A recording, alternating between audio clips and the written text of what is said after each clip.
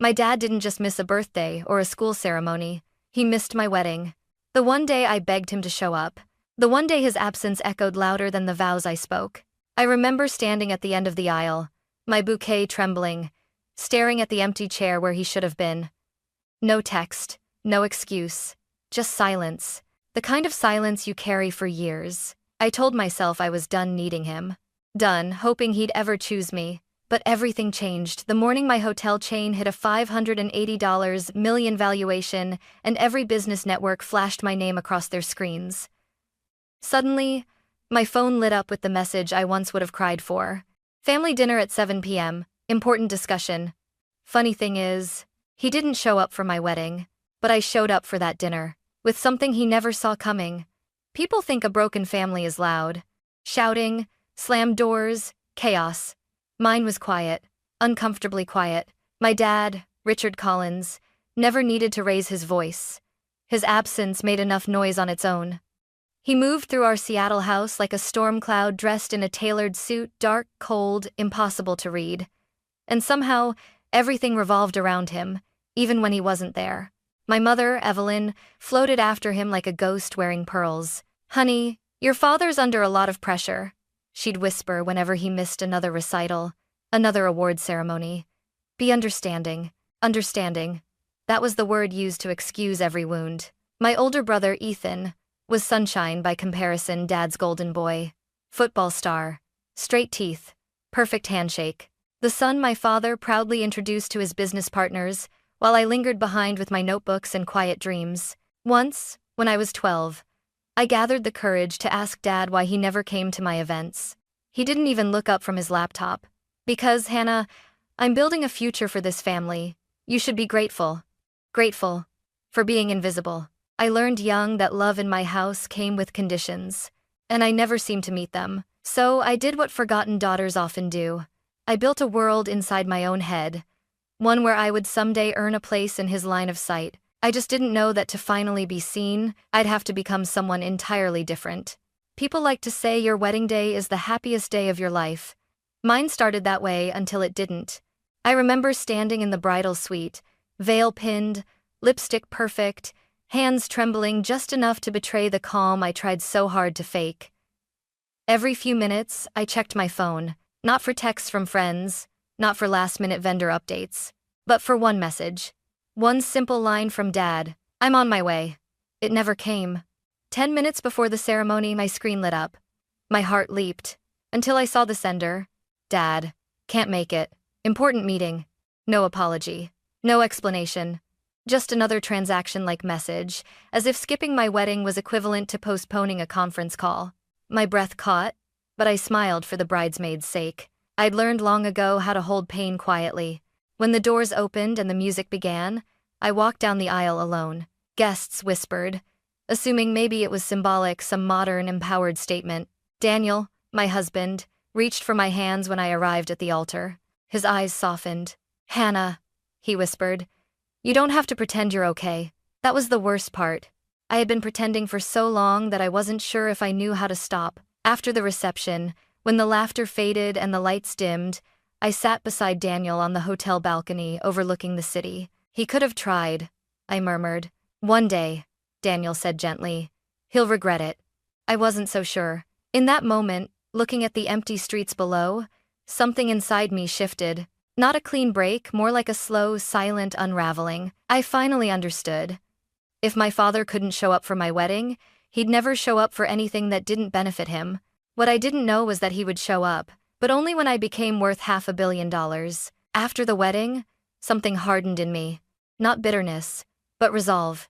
If Dad's absence taught me anything, it's that waiting for approval is a slow form of self-destruction. So, I stopped waiting. I dove headfirst into the only thing that ever made sense to me: hospitality. Not the dusty old motels Dad glorified, but modern, intentional spaces. Places where people actually felt seen. My first property was a disaster. A past its prime lodge outside Portland, with mold under the wallpaper and carpets that smelled like rain-soaked socks. But it was mine. The bank manager looked at me like I was insane when I signed the papers. "You're sure about this?" he asked. A polite way of saying, "You're too young, too inexperienced, Too female. I simply nodded. I'm sure. What I didn't tell him was that failure wasn't an option. Not when every part of me needed to prove I wasn't the fragile, emotional daughter my father dismissed. So I scrubbed floors at midnight, wrote marketing plans at dawn, hired staff only when I could afford them, which wasn't often. Some nights I slept behind the front desk on a blanket because going home felt like admitting defeat. During one brutal winter storm, when the power went out across the whole property, I spent 4 hours in the freezing dark guiding guests with a flashlight and apologizing for things I had no control over. I cried exactly once, quietly, in the boiler room, before wiping my face and getting back to work. By year 3, that old lodge had a waiting list every weekend. By year 5, I expanded to 2 more locations. Intimate, minimalist, eco-focused retreats that travelers raved about online. Investors called. Interviewers requested features. Competitors tried to replicate my model. But my father? Not a word. Not a text. Not even a secondhand comment from Ethan. It was like building a skyscraper in the middle of a desert. Tall, gleaming, and completely unseen by the one person I had once hoped would look. Then came the morning everything changed. The morning my CFO stormed into my office, breathless, eyes wide. "Hannah," she said, her voice trembling. The valuation came in. I felt my pulse spike. "Well?" She grinned. 580 million. I froze, not out of shock, but because the first image in my mind, I was that empty chair at my wedding, and for the first time, I didn't feel the urge to cry. I felt powerful. What I didn't know was that miles away, my father had just read the same headline. And for the first time in years, he finally remembered he had a daughter. The morning the valuation hit the headlines, my office buzzed like a beehive. Every phone rang, every email notification pinged. Every congratulatory message from partners, investors, journalists, it all blurred together in a warm, surreal haze. But the moment I'll never forget is much quieter. I was alone in my office, staring at the city skyline through floor-to-ceiling windows, when my phone buzzed again. I thought it'd be another reporter, maybe a friend. It wasn't. Dad. For a moment, I couldn't breathe. He hadn't texted me in almost 3 years. With a shaky hand, I unlocked my phone. "Dad. Family dinner at 7 p.m. Important discussion. No, congratulations. No, proud of you." Not even my name. It read like a command, like I had been summoned to a board meeting. I stared at the screen so long my eyes blurred. Daniel walked in with 2 coffees and paused when he saw my face. "What happened?" I showed him the message. His jaw tightened. "He didn't reach out when your company hit $10M. Not at $50M. Not even at $200M. But $580M? I swallowed. "He wants something." "Then don't go," Daniel said gently.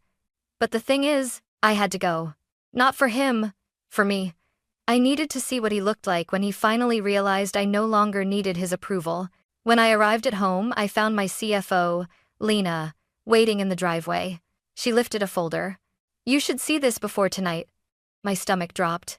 Inside were pages of financial reports, loan defaults, contractor disputes, foreclosure notices, all tied to my father's real estate properties. "Your dad's empire is collapsing," Lena said softly. "Badly. He's months behind on everything." I felt the ground shift beneath me. "So, that's why he texted me," I whispered. "Not to reconcile. Not to fix anything. Just to use me." Lena hesitated. "There's more. The lenders are panicking. They're willing to sell the entire debt portfolio at a fraction of its value."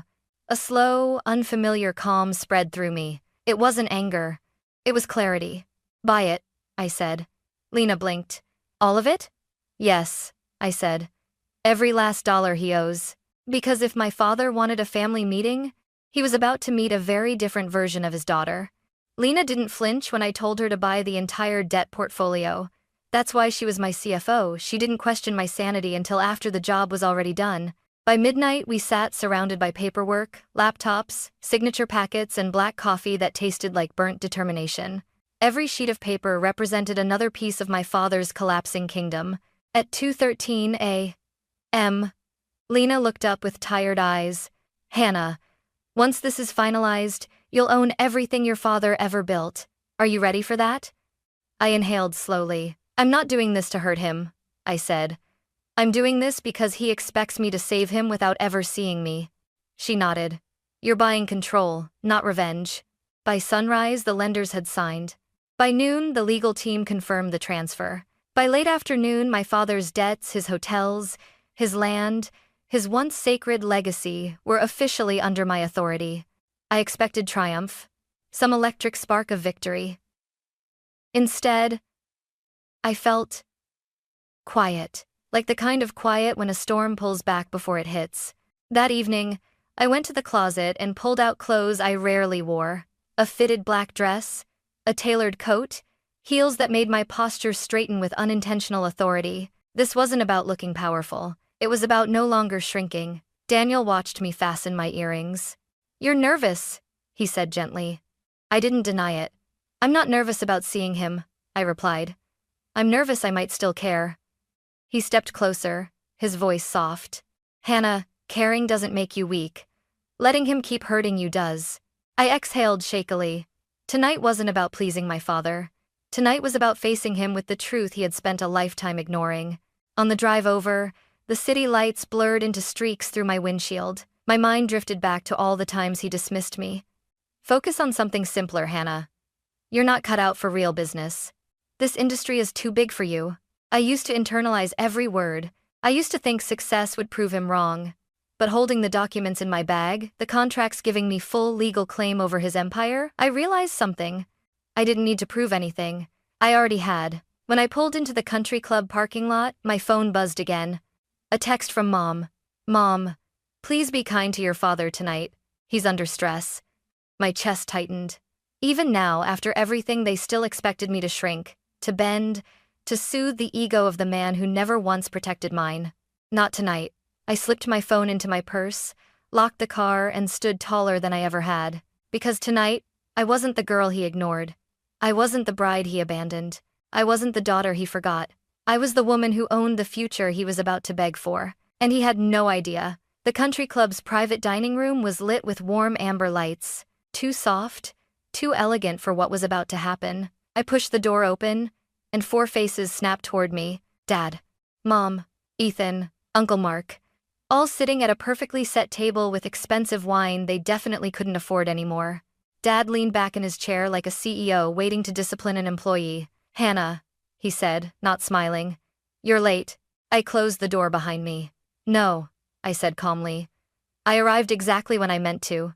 Mom flinched at my tone. Dad's eyebrow twitched, but he didn't comment. Sit, he ordered. We have things to discuss. I didn't move. I know why I'm here, Ethan scoffed. Then let's skip the dramatics. Dad's business is in trouble, big trouble.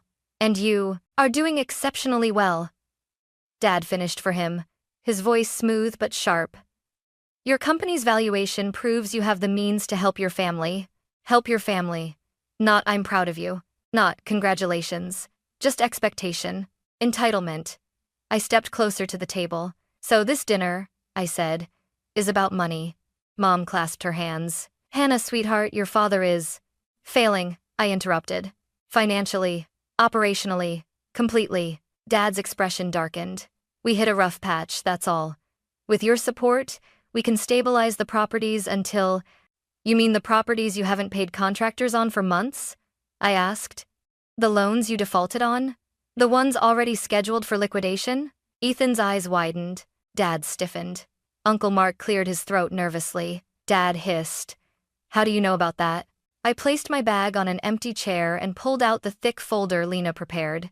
Because, I said, sliding it across the table, I now own every dollar of your debt. Dad blinked. What did you just say? Ethan grabbed the folder, flipped it open, and his face drained of color. Dad, he whispered, this is real. She bought everything. Mom clutched her chest. Oh my God. Hannah, why would you do that? Dad slammed his palms on the table.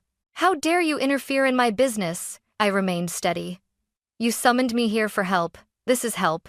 This is control, Dad roared. You're trying to take what's mine. I met his fury with complete stillness. I didn't take it.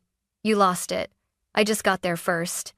Ethan stood. You're unbelievable. Dad built everything we have. Everything you have, I corrected. I built mine on my own. Mom was crying now. Hannah, please. Your father is under so much pressure. He's been working so hard. I snapped. He didn't even come to my wedding. Silence slammed into the room. Dad's jaw tightened. That was unfortunate timing. No, I said sharply. Unfortunate timing is traffic. Missing your daughter's wedding is a choice. You conmated Kenston was mean. He opened his mouth to speak, but I cut him off. This isn't about family. It's about money. You ignored me for years until I became valuable, Mom whispered. That's not true. Then why? I asked quietly. Did he text me only after he saw that $580M headline? Why not when I opened my first hotel? Or my second? Or at my wedding? Why now? Dad's voice cracked not with sorrow, but with anger. You owe this family. I slammed my hand on the table so hard the wine glasses rattled. I owe you nothing. They all froze. My voice was shaking but strong. I begged for your love for years.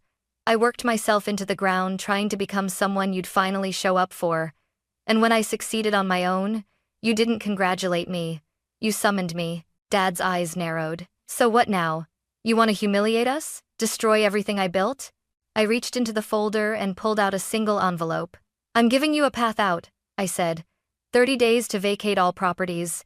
After that, my company takes full operational control. Mom sobbed. Please, Hannah, don't do this. Dad stared at me, not with fatherly sadness, but with the stunned realization that he no longer held power over me. You're no daughter of mine, he whispered. Finally, the truth spoken aloud. I straightened my posture, lifted my chin. No, I said quietly, and you made sure of that years ago. Then I picked up my purse, turned my back on all of them, and walked toward the door. Behind me, chairs scraped, someone shouted my name. My mother wailed, but nothing touched me. For the first time in my life, I wasn't leaving, wishing they'd follow me. I was leaving knowing they couldn't stop me. The night air hit me like a wave the moment I stepped outside the country club. Cool, open, free. For a second, I just stood there on the stone steps, my chest rising and falling as if I had been underwater for years and finally surfaced. Behind the doors, I could still hear muffled yelling, my father furious, my mother crying, Ethan trying to salvage whatever scraps of control they thought they still had. But none of it reached me. Daniel was waiting in the car.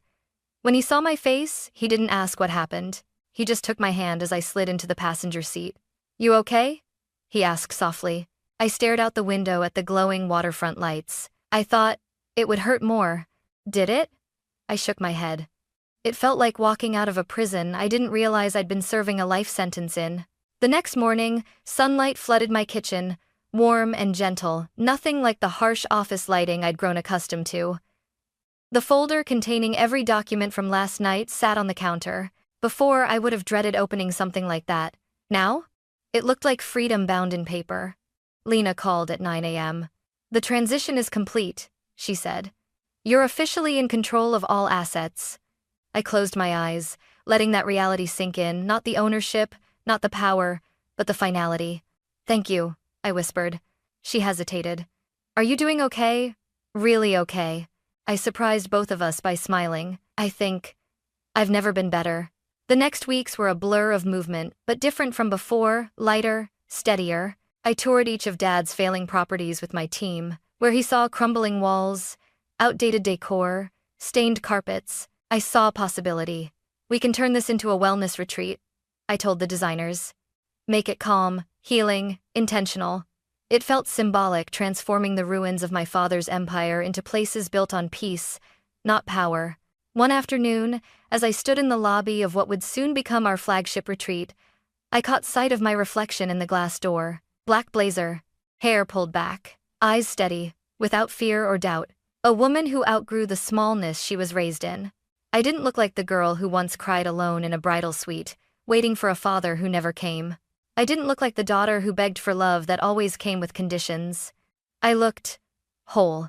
My family didn't contact me, not once. But the silence didn't sting this time.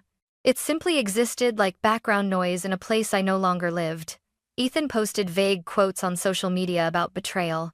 Mom left 2 voicemails crying but never apologizing. Dad? Nothing. His pride was too loud for words. And yet, For the first time, their reactions didn't pull me back into old wounds. They didn't define me. They didn't matter. Because I finally understood that walking away wasn't abandonment. It was self-rescue.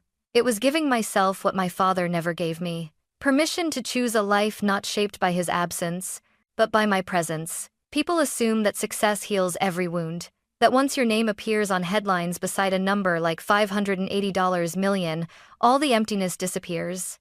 But that's not how healing works. That's not how love works either. The truth is, nothing changed the day my company hit that valuation. Not really.